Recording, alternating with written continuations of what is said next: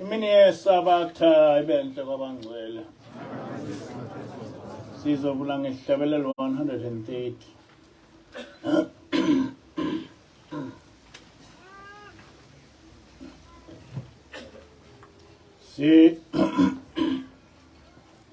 Sibuthene lapha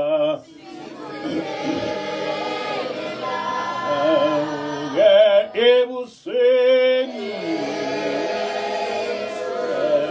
bakhonkosi sibuthene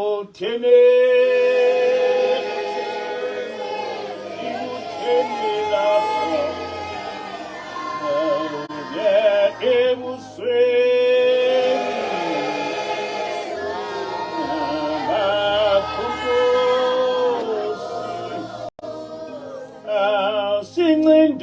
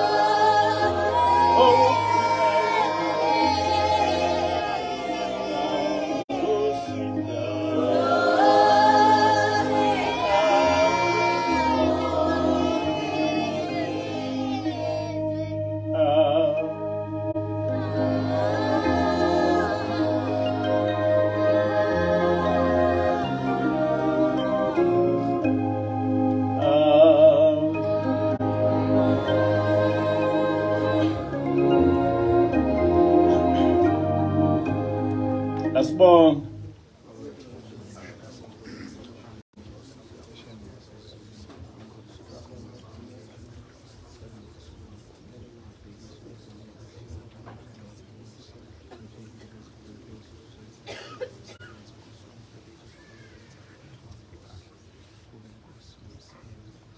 Amen.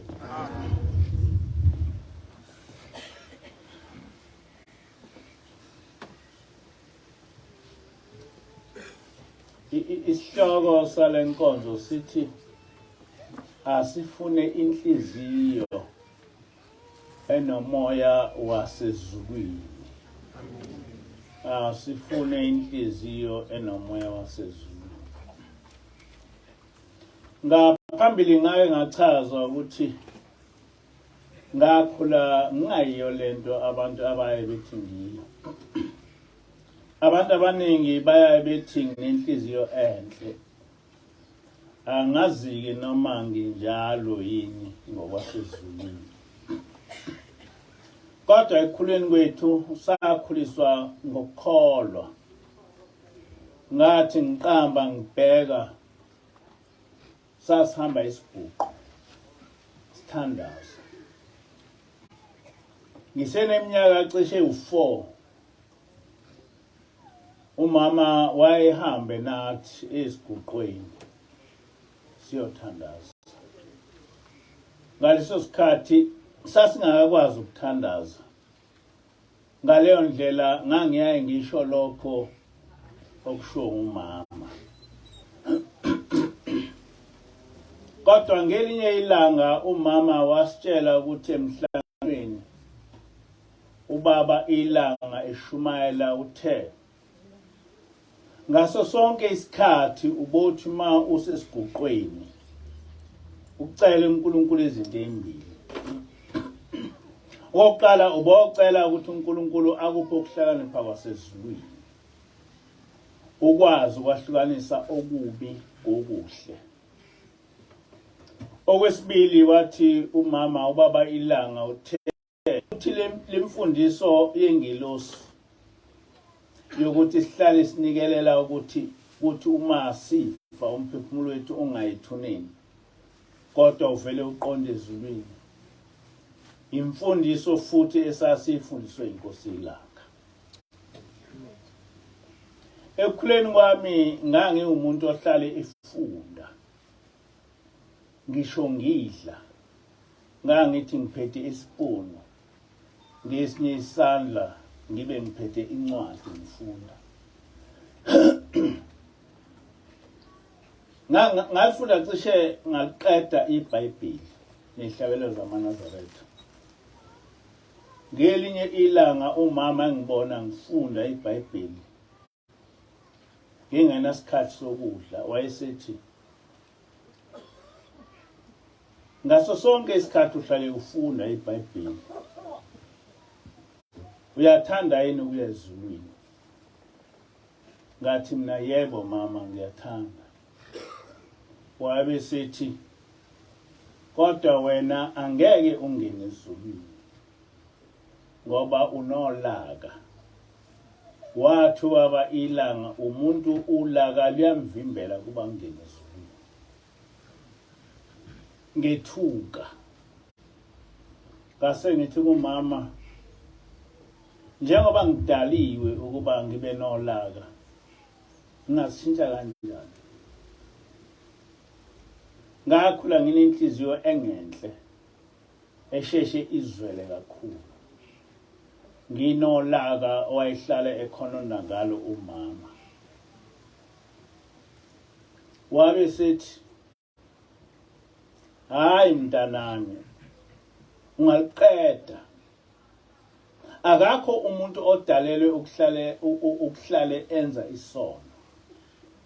Uma ufuna ukuqeda lolu laka lwakho uboya esiguqweni. Uma uthandaza ufike uthi Nkosi ngicela ukuba uliqede lolu laka enginalo. Nkosi ngicela ukuba ungiphe ukuhlakanipha kwasezulwini. Nkosi ngicela ukuba ungikhumbule ngensuku zami zokugcina ngilapha emhlabeni.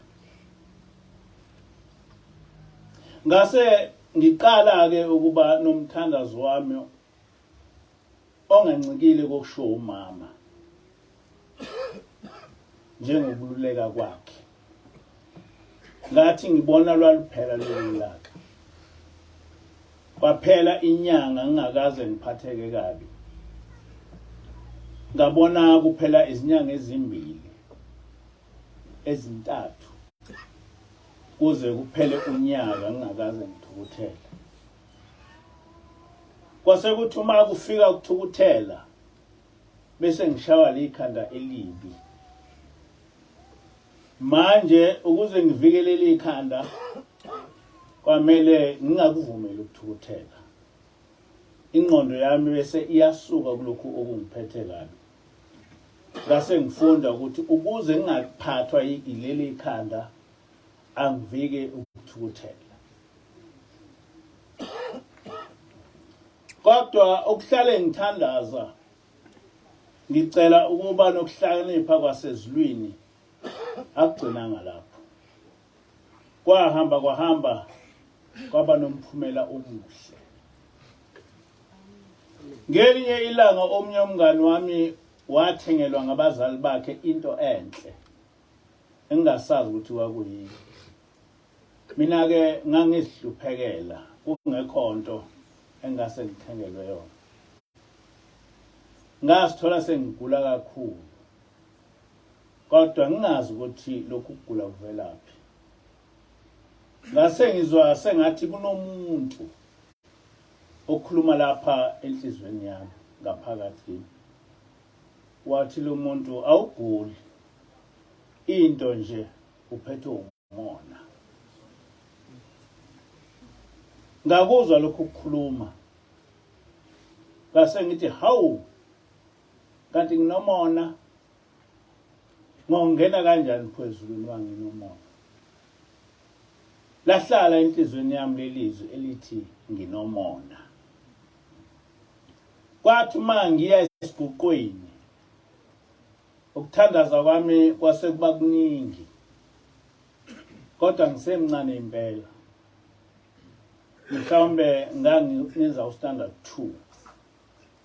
Ngabe sengithi uma ngithandaza Nkosi ngicela ukuba uqede umona enhlizweni yami. Ngingaba nawo umona ngento yomunye umuntu. Ngicela ukuba uqede ulaka. Ngaphathe kabi ngeze. Ngicela ukuba ungiphe ukuhlakanipha kwasezulwini. Ngikwazi ukwahlukanisa okuhle nokubi. Nkosi ngicela ukuba ungikhumbule ngensuku zami zokugcina. Umphefumulo wami ungayi ethuneni. Kepha uze kuwe ezulwini. Kusukela ngaleso sikhathi inhliziyo yami yashintsha impela. Noma ngabona into enhle kanjani kumuntu ngimjabulele kube sengathi ngeyami. Kwaphela impela lokhu kubuhlungu benhliziyo okwakwenzeka uma ngibona umuntu enento mina engenayo. Kuze kube namhla ngaziwa njengomuntu onenhliziyo enhle. Ongathukutheliswa ubala. Nasemsebenzini ngaziwa njengomuntu onenhliziyo enhle kakhulu. Empilweni yami into engaphela impela umona. Kwaqala ngokuthi uma umuntu enento ngingabinandaba. Kodwa kwakhula. Kuthe ugcina kwasekuthi uma umuntu ethola into kujabule mina kakhulu. Kube sengathi lento itholwe yini. Ngiyazi ukuthi njengoba silapha nje iningi lethu sinomona. Noma singafaka ingubo ezimhlophe kodwa sinomona. Yona nto ke leyo ezosisisigogweni. Kodwa ngalokho nginifundisa ukuthi uma uthandaza ungawuqeda nona. Uma uthandaza ungaluqeda ulaka ngoba kwenzeka kimi. Kodwa ngakufundisa umama wathi asikho isono umuntu odalelwa sona. Uma ucela uNkulunkulu ukuthi isono esikuphethe sikuyeke siyakuyeka. Kodwa into engisaba kakhulu ukuthi sonke sinomona nama sesifaka ingubo ezimhlophe. Ngokuhlala ngicela ukuhlakanipha kwasezulwini ngakhula singekho isici ongasikhomba kimi. Ngisho ukuthi ekukhuleni kwami angaze ngishawe umuntu. Ngisho abazali bami angikhumbuli bengishaya. Nasesikoleni akakho uthisha owake wangibiza wafike wangishaya. Ngisho ukuthethiswa into eyayingenzeki kimi. Ngoba isikhathi eziningi kusukela ekukhuleni kwami kwangalula ukungithola ngisephutheni. Njengoba ngangingakaze ngishawe umuntu, kanjalo futhi mina akakho umuntu engake ngamshaya. Angazi nje mina ngithatha induku ngishaya umuntu. Ngisho ingane yami angikwazi ukuthi ishawa kanjani ngaphandle kokuyithethisa.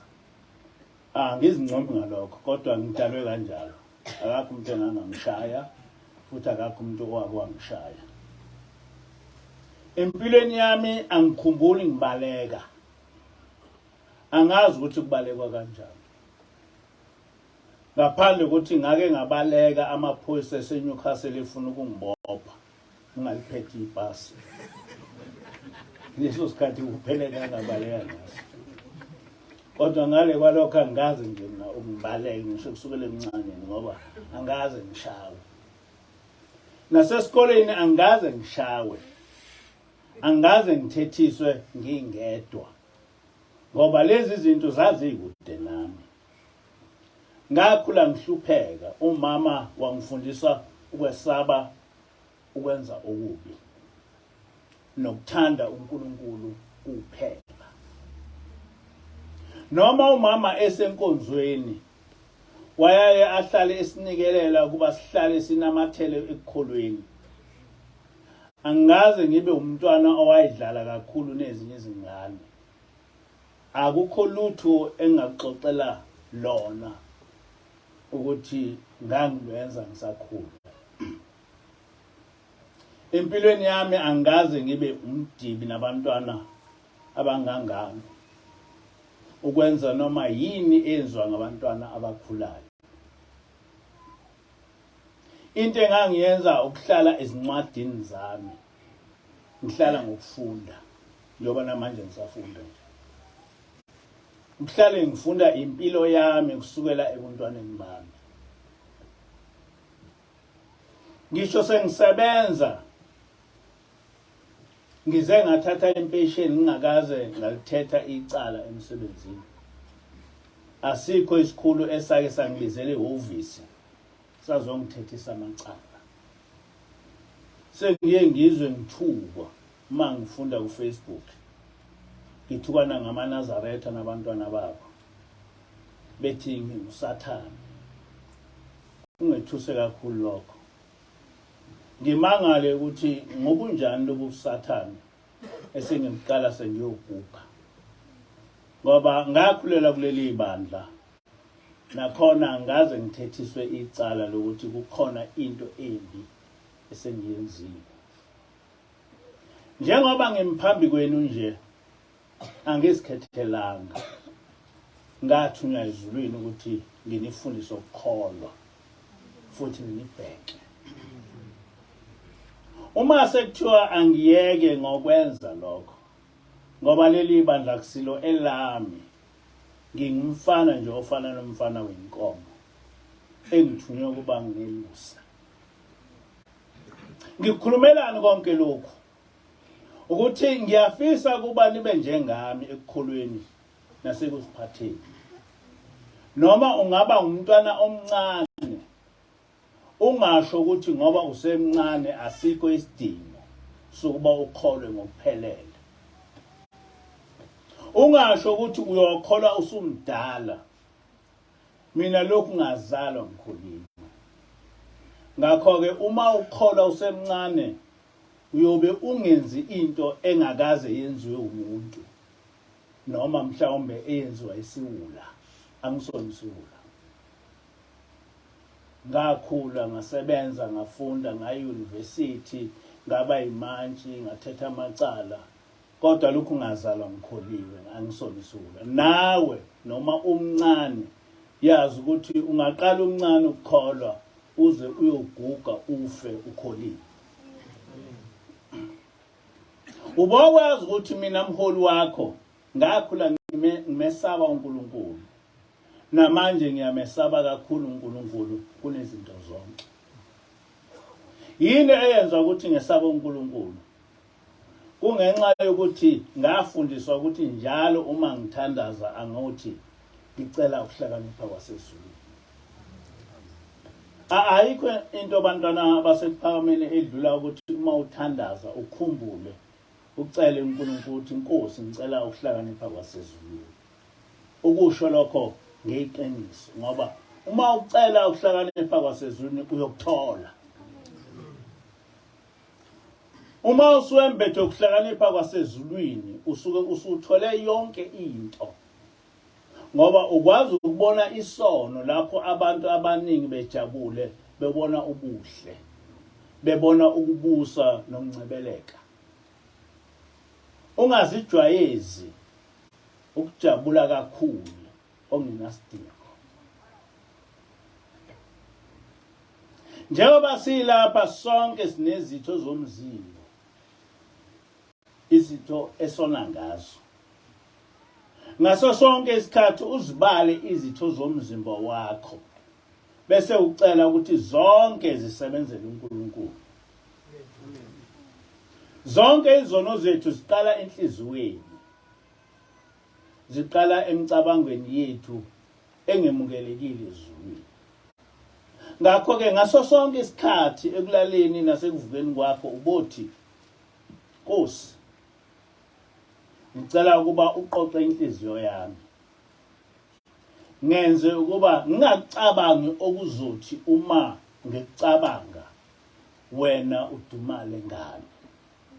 Into yokuqala le ukuthi ngayicabangi into engizothi mangiyicabanga bese ubuka uNkulunkulu eceleni bese umbona uNkulunkulu edumala ngawe.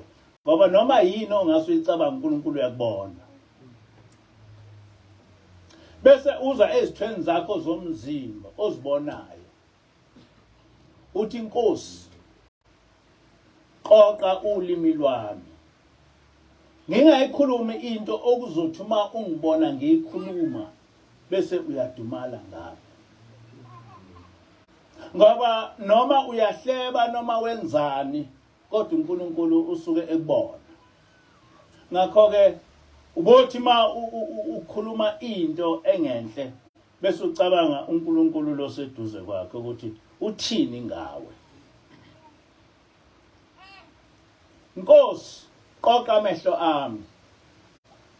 Ngingalangazelela ukubuka into engizothi uma ungibona ngiyibuka wena bese udumala ngami. Ngoba zikhona izinto esesithanda ukuyibuka lesiyibukayo.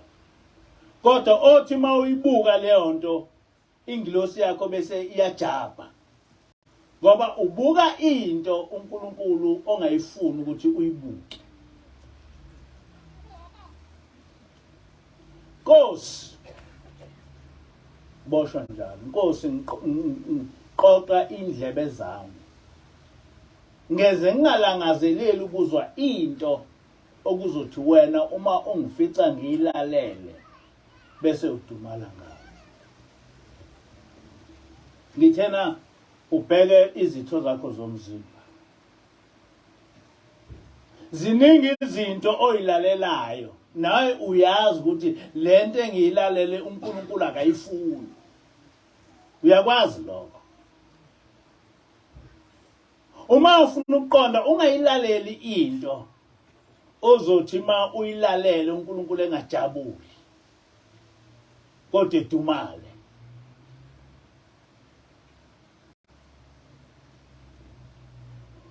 Ubothi Nkosi qoqa izandla zami ngenze ngayiphathi into okuzothi uma ungithola ngiyiphethe bese uyadumala ngami.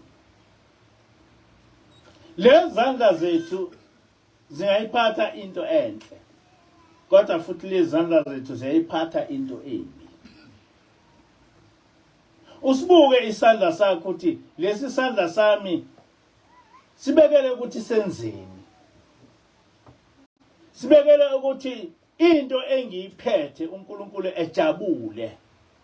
Ingilosi yakho ijabule ukuthi uphethe into yasezulwini.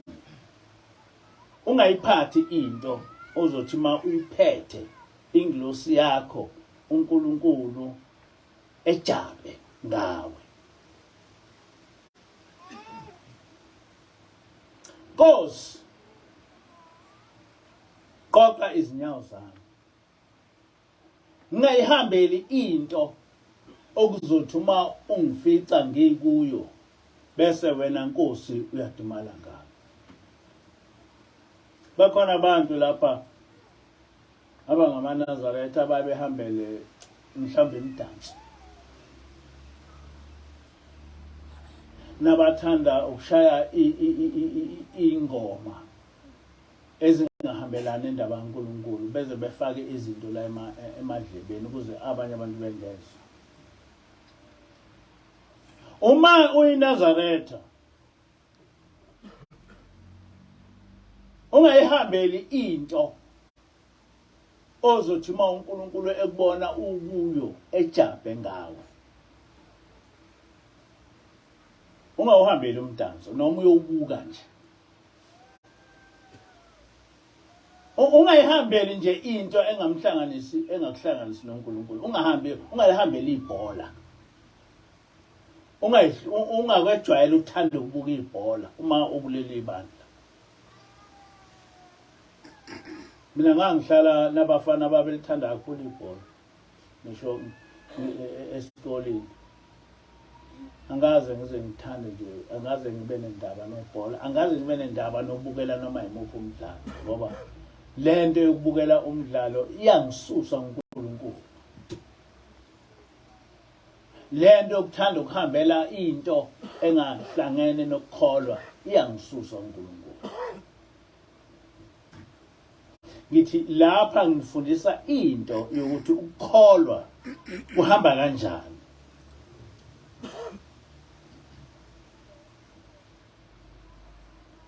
Uma ingqondo yakho uhlale uyiqoqa ngaleyo ndlela angeke usenze isono ngamabubu. Yebo ungasenza isono ngephutha. Ngoba necala kuyayithiwa ingene livula ingubo lingene. Nesono ke seyivula ingubo singene. Yini isono noma cha? Ngoba uyakwazi ukubala ukuthi yini namhlanje na engeke ngayithanda uNkulunkulu engayifuni. Yini namhlanje ne into engeke ngayikhuluma uNkulunkulu engayifuni.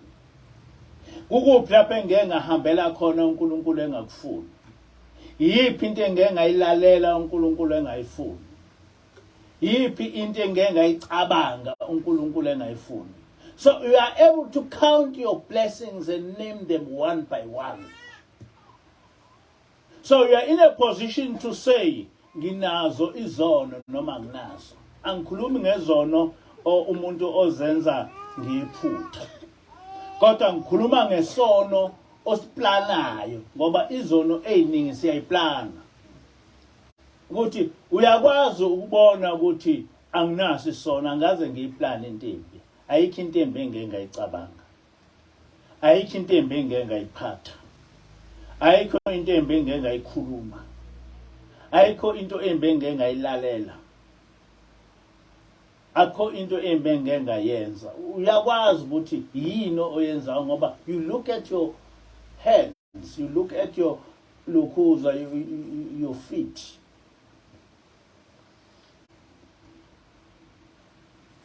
Ngakho-ke njalo ngosuku uyakwazi ukubona ukuthi uhambe kanjani phambi kaNkulunkulu. Ngonile ebusweni bakho, ungena sebusweni, ngebezulu, ake ngonile ebusweni bakho, ungena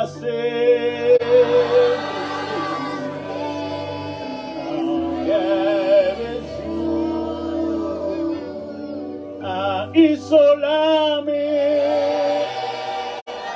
lingomisi ngayephula imithetho isolami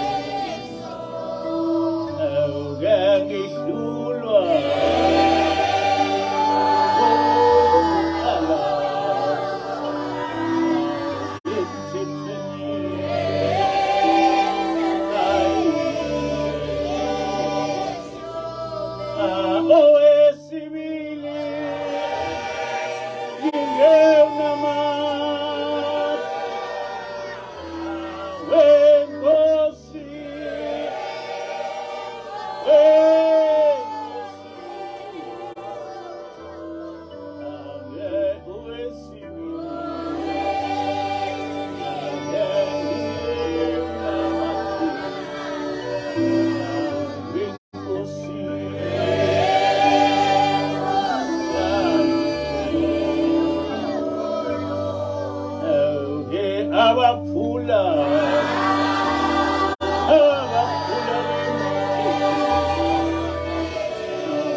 bayakhala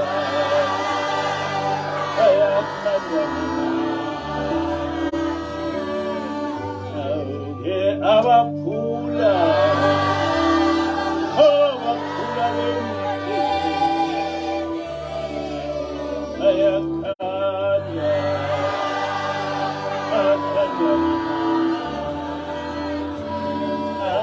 abazange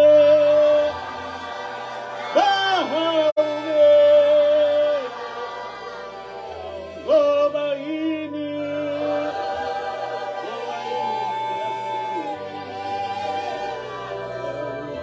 abazange bahawe ngoba yini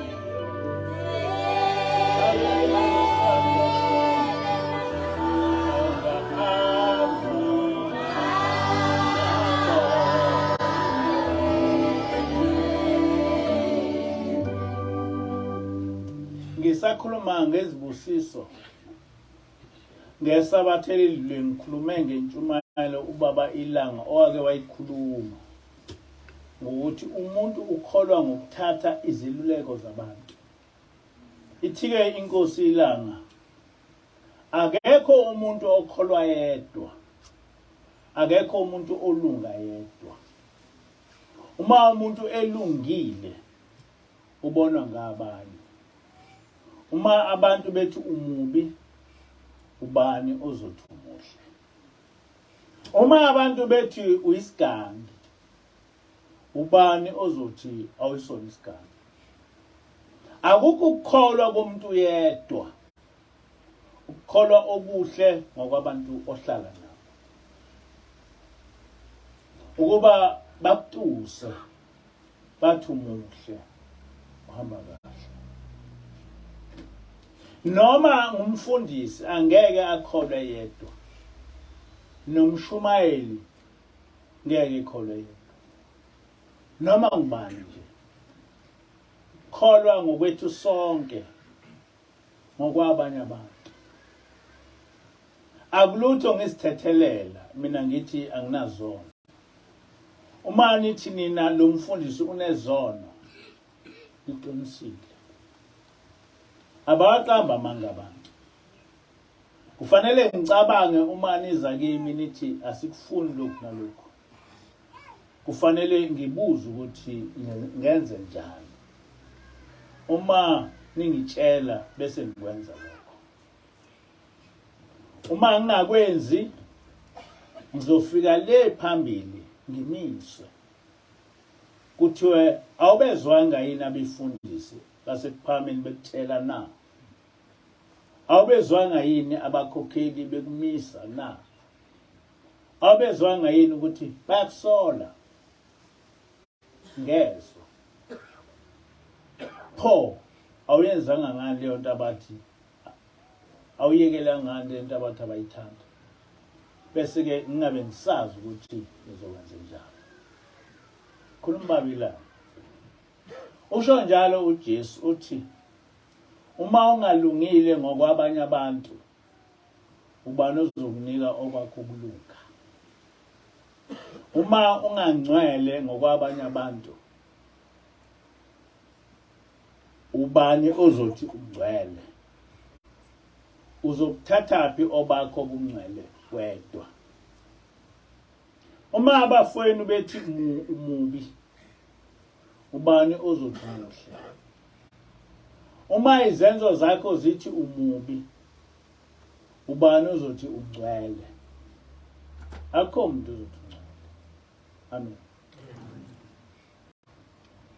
Inkulumo kaBaba Ilanga le wayesiyala ngakho. Ngakho ke kumele sazi ukuthi uma unikwa abantu kuba ubaphatha indlela obaphethe ngayo akube ngiyamukelekile kubantu osebenza nabo. Ungabahlonipha abanye abantu kakhulukazi uma uwaphethe ezulwini lokho kuba nomphumela omubi ngawe. Ufike ubuze ukuthi lokhu nalokhu awukwenzanga ngani, kodwa kutholakala ukuthi awukwazi ukuzivikela. Ngiyakuleli izwi elithi umuntu ungeniswa ngabanye abantu ezulwini, kanti futhi umuntu ukhishwa ngabantu ezulwini. Uthi umfundisi umthetho uJosiah wayengudrayiva wenkosi ilanga.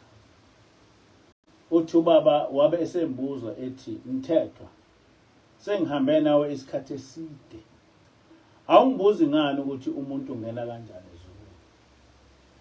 Uthi-ke ubaba ilanga, ubovama ukwenza okuhle kubantu, ngoba yibo ekugcineni abangenisa ezulwini. Ngaso sonke isikhathi ubofuna ukuthola isibusiso kumuntu ngento omenzele yona.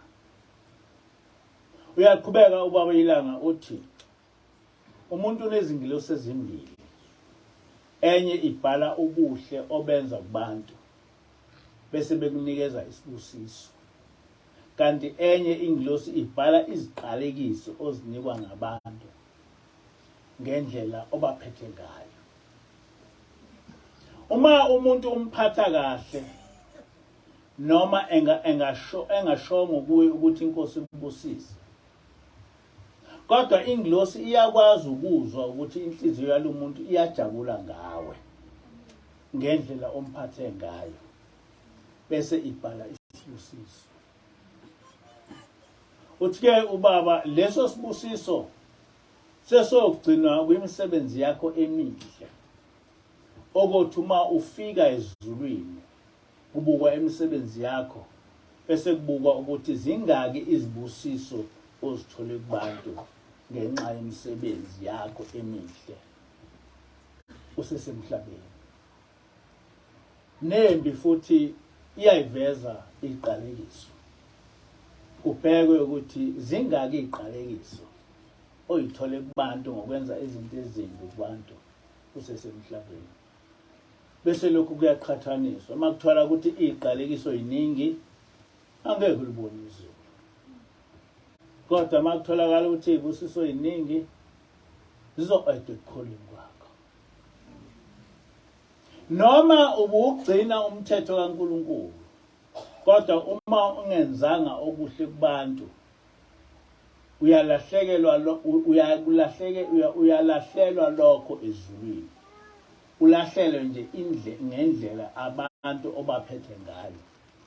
Mungabe kusabalwa ukuthi ubuyigcina yonke imithetho kaNkulunkulu, uya enkonzweni ngeSabatha, unikela, usina, uhlonipha yonke imithetho kaNkulunkulu. Ngoba abanye abantu baye becabange ukuthi ukukholwa ilokhu ukukholwa okokuqala kokuthi uye esontweni, usine, wenze yonke into. Ukukholwa kwehlukene kabili. Kukhona ukukholwa kokuthi thanda uNkulunkulu ngenhliziyo yakho yonke nangomphefumulo wakho wonke. Bese kuba khona ukukholwa kwesibili ukuthi thanda umakhelwana wakho njengoba uyithanda wena. Awukwazi ukugcina lokhu kokuthanda uNkulunkulu kodwa u-empty kulokhu kokuthanda umakhelwana wakho. Awukwazi futhi ukuthi ugcine lokhu kokuthanda umakhelwana wakho kodwa u-empty lokhu ukuthi uthanda uNkulunkulu. Konke akube kubili ukuze ungene ezulwini, ngoba imithetho emibili.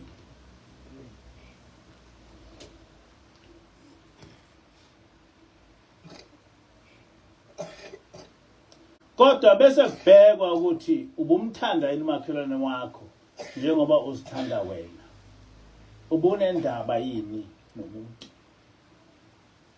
Uthi-ke ubaba uvame ubaphatha kahle abantu, ngoba isibusiso umuntu usithola kwabanye abantu.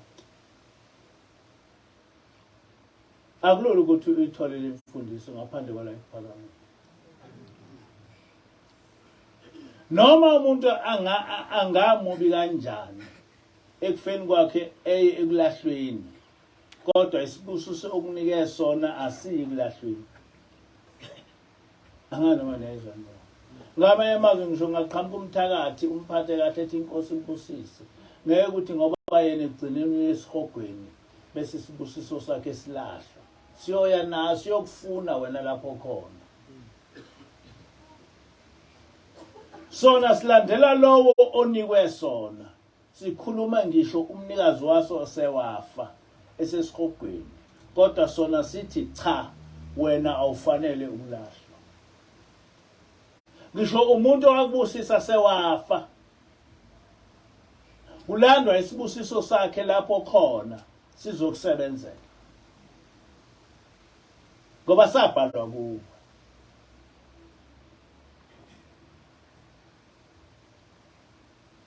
le nkulumo kaMfundisi uMthetho ayangibusa kakhulu isikhathi eside ikakhulukazi sengisebenza ekuqaleni kwami ukusebenza ngaba umabhalane ophethe ukuxazulula izinkinga zabantu i-complaints officer ngangibhekana nazo zonke izinkinga zesifunda nkantolo kungagcini lapho ngangiyi-maintenance officer ngixazulula izinkinga zabantu abangasondli abantu abaphika izingane nezinto ezinjalo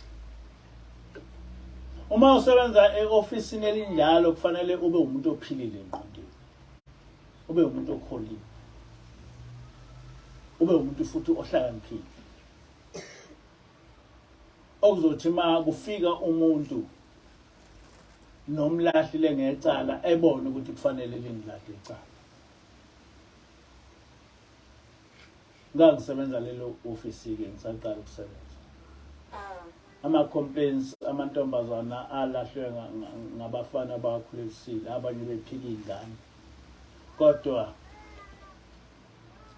njengoba sengishilo ngangifundisiwe ukuthi ngaso sonke isikhathi umuntu ngimphathe kahle ngangithi uma ngingena ehhovisi lami bese ngivala umnyango ngithandaza ngithi inkosi ngicela wonke umuntu ozongena lapha ephume enelisekile ungiphe ukuhlakanipha kwasezulwini izinkinga zabantu nesixazululo ngokaNkulunkulu nempela ngasebenza kuleli office isikhathi eside asikho isikhathi lapho okwake kwaba nomuntu odlulisa inkinga yakhe emantshini ngoba engeneliswanga isinqumo sami noma ngendlela engimphathe ngayo kakhulukazi laba abantwana abasebancane abakhulayo uma ukuleli ibandla umphathe kahle umuntu ngoba isibusiso sakho sonke sikumuntu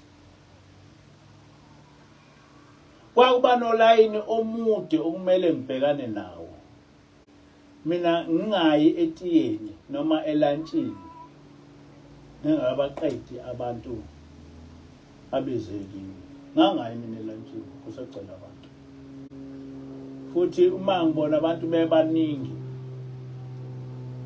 ngangiye ngisukume bese ngihambe ngibuza ukuthi wena uze ngani ethi ngize ngalokho ukuthi yana kulela office wena uze ngani ngize ngalokho yana kulela office ngoze ngisale nabantu engizoba attenda kuphela ngingafuni ukuthi umuntu eze azi ukuthi angizukwazi ukum-attenda ngoba sekini njengamanje sengeke ngibone emabhange kuba nabantu abaqashelwe lokho thina siyasebenza kwakuwa yithi esisukumayo siyosiza abantu ngoba kufanele ukuthi abantu uma uba-attenda bekubusise ngoba leso sibusiso ngelinye ilanga siyokusebenzela hayi ukuthi ngelinye ilanga siyokusebenzela noma kanjani uma umuntu eyinkinga esehlule wonke umuntu abanye babe becele mina ukuba ngikhulume naye konke lokho ngikwenze ngempumelelo ngoba ngifuna isibusiso ayikho into edlula ukufuna isibusiso ukweba akwamukelekile kodwa umuntu onokuhlakanipha uyaseba isibusiso kodwa engasitholi isijezisi angazi noma niyazi ukuthi isibusiso sebiwe. Bakhona abantu abakwaziyo ukuthi befuna isibusiso esithole, kodwa abanye abakwazi. uJakobe owagcina esengu-Israyeli waba yinto enkulu emhlabeni nasezulwini, kodwa isibusiso wayesintshontshe kumfowabo owayengenakho ukuhlakanipha kwasezulwini. Uma nifuna ukungena ezulwini ngosuku lokugcina, anohlale nifuna isibusiso, anohlale nilwela ukuthi ningalokuthi nithi nikholiwe nibe ninesiqalekiso. Empilweni yakho ungalokuthi ukhalise umuntu omdala, ngoba isiqalekiso somuntu omdala siyahlala kuwe. uNkulunkulu ushayela yena umuntu ohlukumeza umuntu omdala. uNkulunkulu ushayela yena. Ungalokuthi uphathe kabi intandane nomfelokazi. Kunalokho uma ubona intandane nomfelokazi ulwele ukuthola isibusiso kuye, ngoba umuntu ophathe kahle umfelokazi noma intandane uNkulunkulu uzibusisela ngokwakhe lowo muntu. Ungalokuthi weyise umgcotshwa kaNkulunkulu, ngoba uNkulunkulu uyomhlabekela umgcotshwa wakhe, kodwa ngaso sonke isikhathi ulwele ukuthola izibusiso kuye, ngoba uNkulunkulu uhlale eseduze kwakhe. Ngivukile ngezwi lakho, ke mina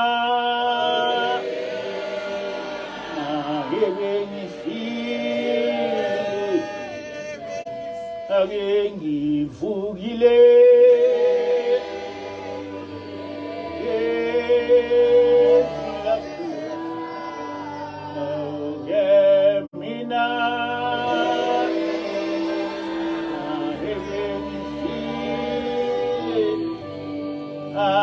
angivumele singibatshele abafile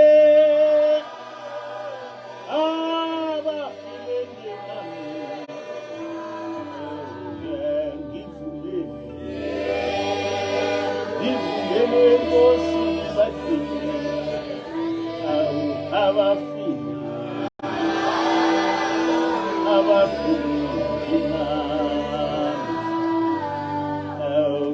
abafile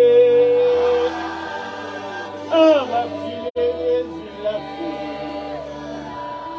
basinda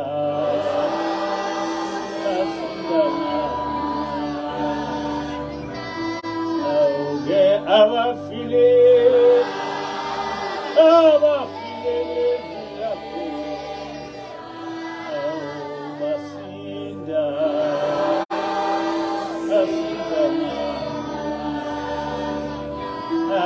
ngivumele sibatshele basinde